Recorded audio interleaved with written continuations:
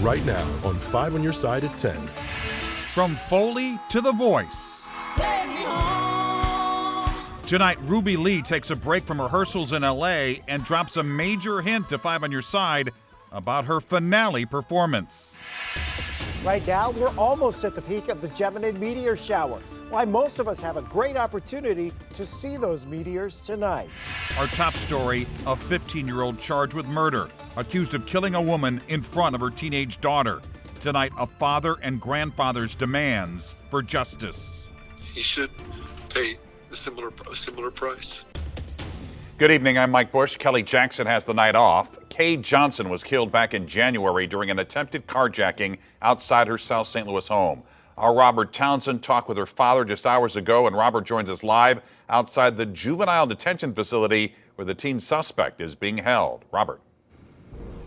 Mike, on Monday, Mark Johnson said he learned the young suspect was charged with killing his daughter. That's some relief for this devastated dad. Not a day goes by that Mark Johnson doesn't think about his daughter, Kay Johnson. Johnson's dad lives in Tennessee. Just her personality, she was easy to talk with. She cared about us. On the night of January 24th, Kay was pulling her Honda Civic into her garage behind her home on Compton Avenue in South St. Louis.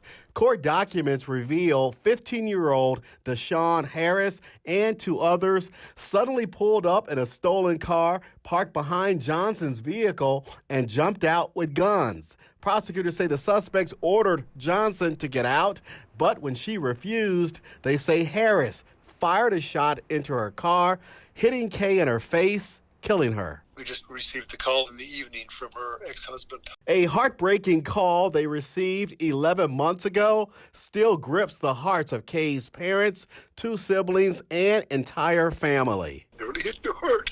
We just remember what a good daughter she was. The 38-year-old mom was killed in front of her daughter, who was sitting in the front seat. She just turned 15. Her daughter was our only grandchild. She's seeing a therapist. Harris is charged as an adult with second-degree murder and armed criminal action. Rather than second degree, I think first degree is more appropriate. It was premeditated, if he had the intent to kill. Now, Johnson wants justice for his daughter. Life in prison, at the very least. He stole away my daughter's life. Now, prosecutors tell us phone records also tied Harris to Johnson's murder and other carjackings. Tonight, the teenager is being held without bond. Live near Midtown, I'm Robert Townsend, 5 on Your Side. One woman is dead after a 3-car crash in North St. Louis County. That crash happened around 4:30 tonight on North Lindbergh near Jamestown Bay Drive in Blackjack. A woman was taken to the hospital where she was pronounced dead. 2 other adults and a child were taken to the hospital with non-life-threatening injuries. The cause of the crash is still under investigation.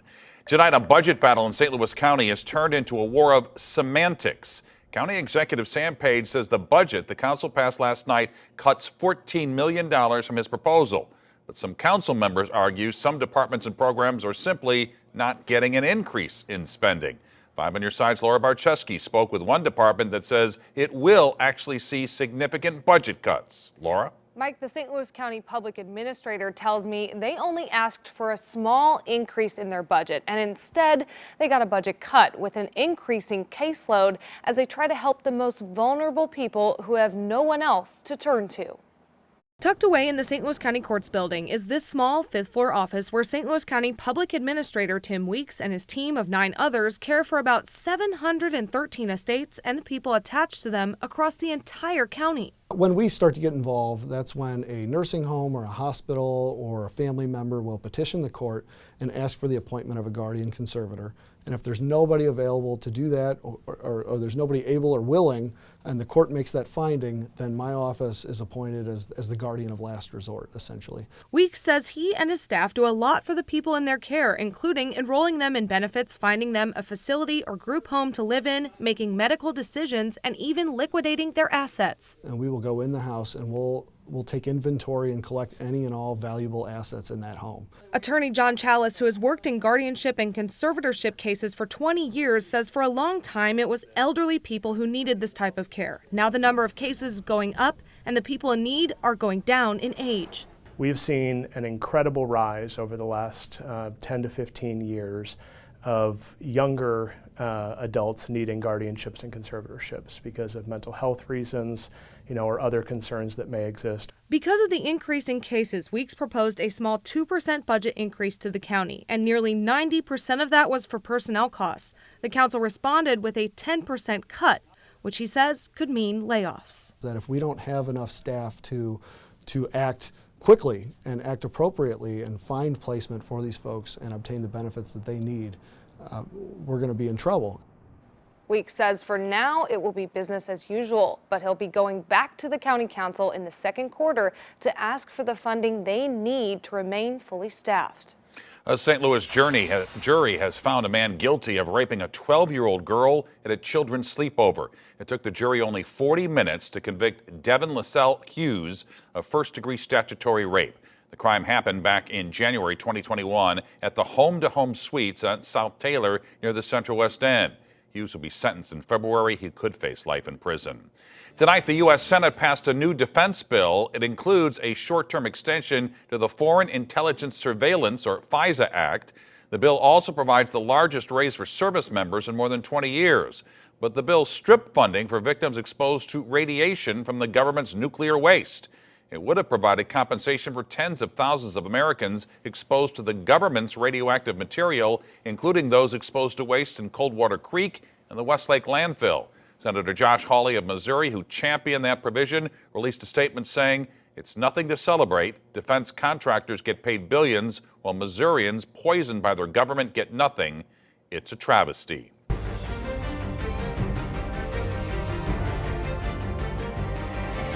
A developing story on Capitol Hill tonight, where just hours ago the U.S. House voted to formally authorize an impeachment inquiry into President Biden's congressional Republicans are investigating claims that the president and his son engaged in an influence peddling scheme.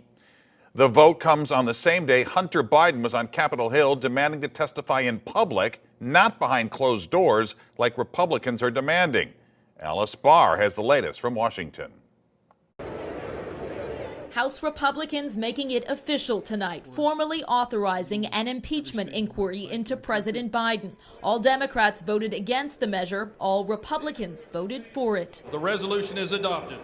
I think that sent a message loud and clear to the White House. We expect you to comply with our information requests and our subpoenas. The investigation has been underway for months, centered on so far unproven allegations that the president used political influence to enrich his son, Hunter Biden. GOP members have yet to offer proof directly tying President Biden to his son's business dealings. This is more like a what is it?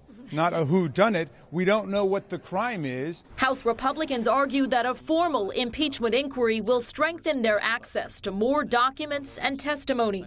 We now think this helps us get the witnesses, the key witnesses that we want. In a statement, President Biden slammed House Republicans for leaving for the holidays without passing a pressing national security package, saying, quote, "Instead of doing their job on the urgent work that needs to be done, they are choosing to waste time on this baseless political stunt that even Republicans in Congress admit is not supported by facts." The vote comes the same day Hunter Biden defied a House subpoena for a closed-door deposition.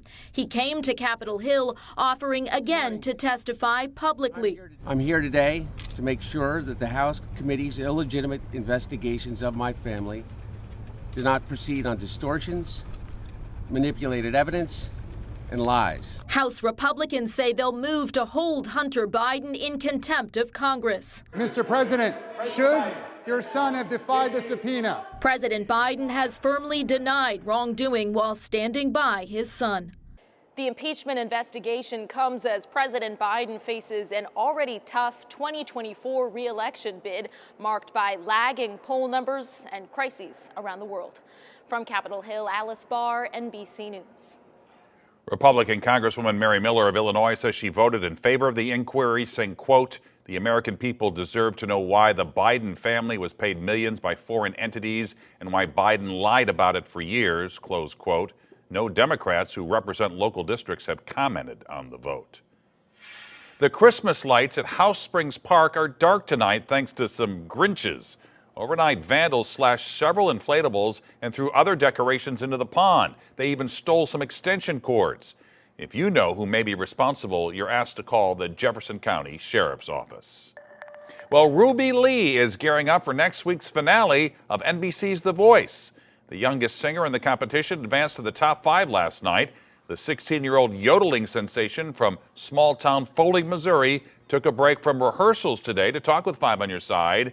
She can't tell us what song she will sing for the finale, but dropped this hint. I got a song that they never get cleared for the show because there's only one original writer left, and he never clears a song for movies, for TV shows, for anything, and it's only been played one time on the show because one of the coaches knew him personally and got him to clear it. Ruby says her support from back home in Missouri has been incredible, but adds she needs even more of your support to be crowned champion. Thanks for all the support. Thanks for being a part of my family. And remember, finale is coming up very soon, so vote, vote, vote. Don't forget. Very important. Tell your friends, your family, your pets, whoever you need to. Make sure that they vote. And let's do this. Let's bring back Missouri's first win. And let's just do this. Let's give Reba her first win. You can vote for Ruby on the Voice website and app after she performs Monday night. The winner will be crowned on Tuesday night, and you can watch it all here on 5 on Your Side.